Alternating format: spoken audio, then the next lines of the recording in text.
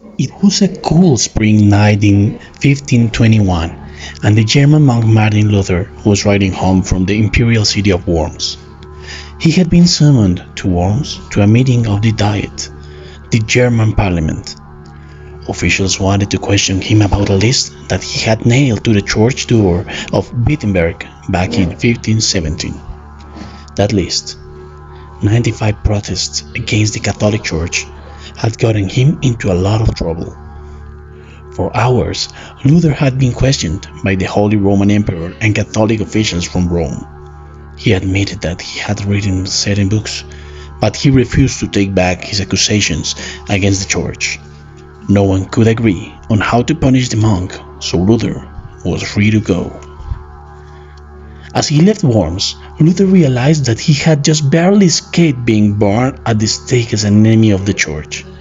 He had stood up to two of the most powerful men in the world, the Holy Roman Emperor and the Pope. He was free, but he was a marked man.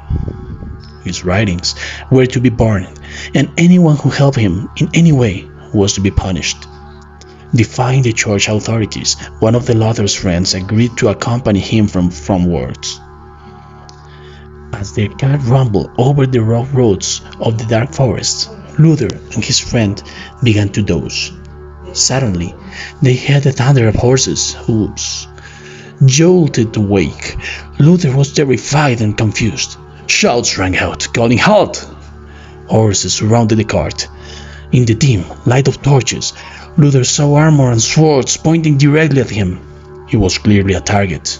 But of what? Rough hands pulled Luther down from the cart.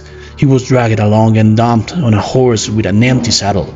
In the flickering torchlight, he could see almost nothing.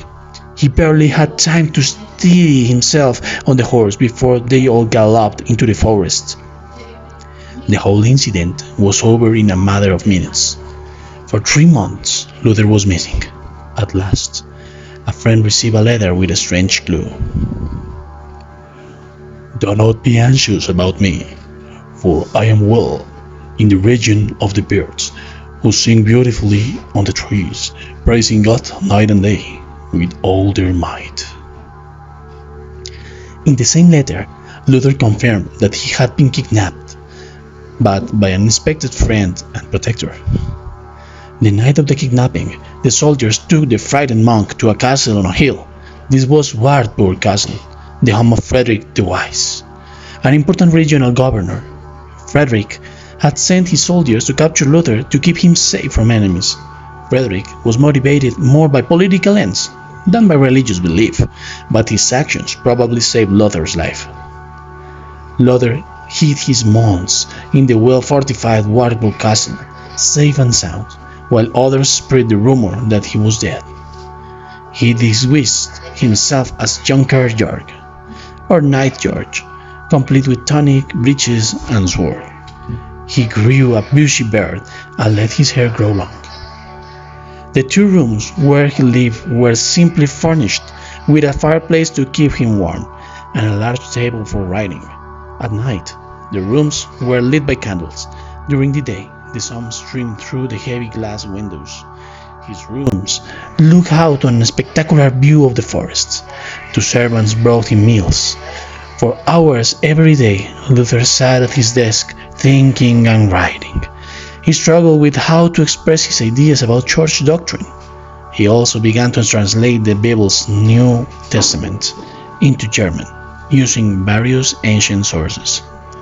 Luther's translation would encourage ordinary Germans to read and interpret Christian teachings for themselves. Indeed, more people wanted to learn how to read because there were books of all kinds in the language they spoke every day. Luther's Bible translation also advanced the development of the German language. In addition, it spread literacy and education to German children.